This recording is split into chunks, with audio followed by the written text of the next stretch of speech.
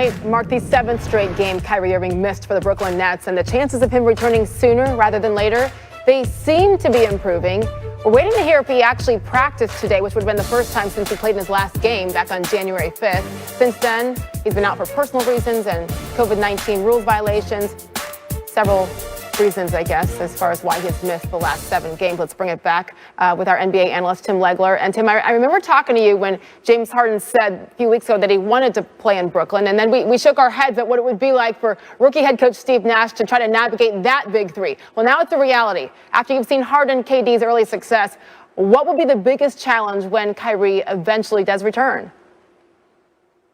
Well, I think it's maintaining the flow that they've had the first 2 games, Sage, because when you watch them play over the last 2 games, it was very clear each possession who was going to initiate the offense. And that guy would go, whether it was Kevin Durant or James Harden, and they would run some action, draw a couple of guys, and then the ball would come out of there quickly, and it ends up in the hands of another great offensive player who then would decisively attack. Well, now you've got role players spotted up around that. When you add another dribble-dependent player to the mix, it's really hard to imagine how they are going to maintain any sort of flow, because as it is, if James Harden and Kevin Durant are responsible for, say, 8, 10, 12 seconds of their half-court shot clock in trying to create that action, well, that means quick, decisive shots for their role players. But if you have a third guy in the mix that's also going to catch the ball and he needs to put it down to create his action, now I think you have a much more muddled offense. And I watched them last night, and I'm saying to myself, I like the Nets like this. And I know that's a pipe dream because Kyrie Irving is coming back to the fold here pretty soon, and they're going to have to figure it out, and time will tell. And I do think it would be foolish for any of us to say this is impossible to work. There's just too much talent there, and if it does click, well, you have a team now that basically can be unguardable with 3 players that can get you anywhere from 70 to 90 points on a given night. So I think it's foolish to just dismiss it. But in terms of flow and what good offense looks like in the NBA, when you have 2 guys on the level of Kevin Durant and James Harden, and then you surround them with the kind of role players they have, that has a really nice flow to it. The ball movement is where it needs to be. There's a clear delineation on who's going to initiate. You add Kyrie to the mix, it's a lot more complicated, and I think that's what we are all waiting to see. It's going to take time before you make a final determination on this, but I think even game 1, you're going to see a big difference in terms of the flow of their offense. Well, then Tim, what is the most important thing that they have to do to make it work sooner rather than later, especially considering Kyrie's history where things haven't worked well with him now for several years? They're going to have to stagger minutes. I mean, I think that's the biggest thing for Steve Nash. I think you're going to have to figure out a way to stagger their minutes so you're basically playing with 2 of those guys most of the game on the floor.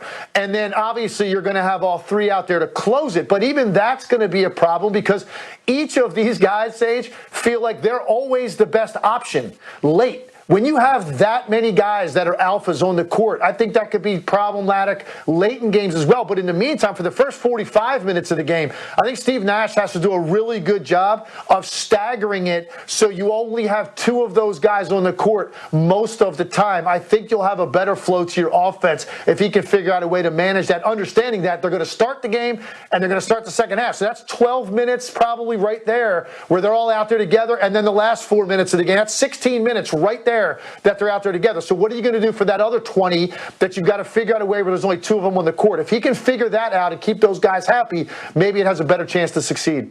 Rookie head coach Steve Nash certainly has his work cut out for him. We hope to hear from Coach Nash in just a couple minutes here in SportsCenter. We'll let you know when we do. Tim Legler, thank you.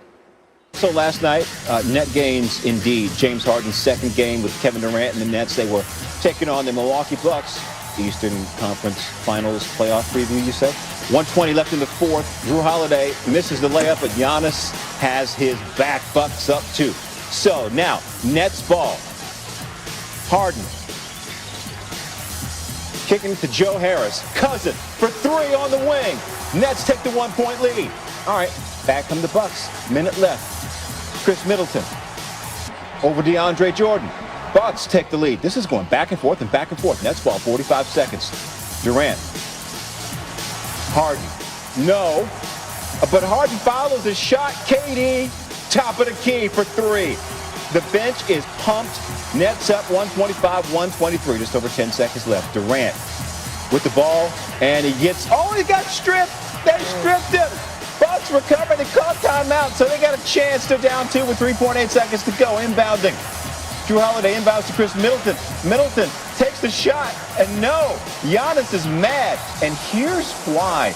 Keep your eye on 34. He's driving down the middle, and he's like, Chris, give me the ball, because there's nobody really covering me. I got KD beat. Give me the ball, Chris. Give me, don't, okay. Doesn't see him. Nets win 125-123. KD 39-6. Harden 34-12-6. And here's James after the game. I know what type of player Kevin Durant is. You know, he's one of the best players to ever touch a basketball. He's God-given, 7 foot, can basically do everything. So for me, it's not trying to compete with that. It's allowing Kevin to be the best Kevin he can be, and I'm going to make sure that I can make him better and then make my teammates better, because at the end of the day, that's all that matters. We've been in the league for James' 12th year, James' 12th year, my 14th season. So we pretty much seen every defense, every offensive scheme. We done been in every type of game, playoffs, game sevens, so we done been through a lot in this league, experienced a lot. And for us to bring it together now and combine what we've learned over this time and try to play great basketball, I think it was pretty seamless for us. Let's bring in NBA analyst Tim Legler. Now, Tim, James Harden scoring or assisting on 129 points through the Nets' first 2 games, the most, his first 2 games with the Nets, the most in a player's first 2 games with the team in NBA history. What stands out to you about Harden so far in his time in Brooklyn? Well, I think the first thing I thought of last night watching the game was if I found a lamp with a genie in it, one of my wishes would be to come back as Joe Harris. Give me an opportunity to get those kind of looks that these 2 guys are going to create, because you're talking about, Jay, maybe the greatest combination of just raw offensive power of any 2 guys we've ever seen in this league. And what James Harden brings to the table is his ability to facilitate offense, because he just occupies so many guys because of the threat that he is. Here's a perfect example. This should just be a simple switch. It's a 2-guard pick and roll. But because it's James Harden, you get 2 guys that linger at half court. So Joe Harris just runs through an open spot, simple pass and shoot. Here again, 4 guys shift to that side of the floor early to stop James Harden's penetration to the rim. And Kevin Durant, of all people, gets the easiest shot he'll get all season. And then his ability to beat any matchup. So he beats Drew Holiday, who's one of the best perimeter defenders in the league.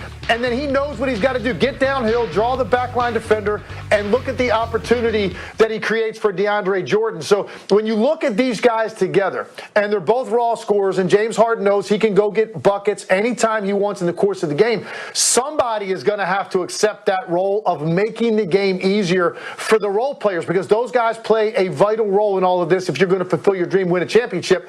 And that's what James Harden does, because he has an ability to occupy multiple guys virtually every time he gets the basketball, and it's going to make life really easy for Joe Harris, DeAndre Jordan, Jeff Green, Landry Shamet, the other role players on this team. I think you should save your wish and just be Tim Legler. Don't be Joe. You could come back now. Just spot up. I don't want you to run. Just spot up and shoot. I wish.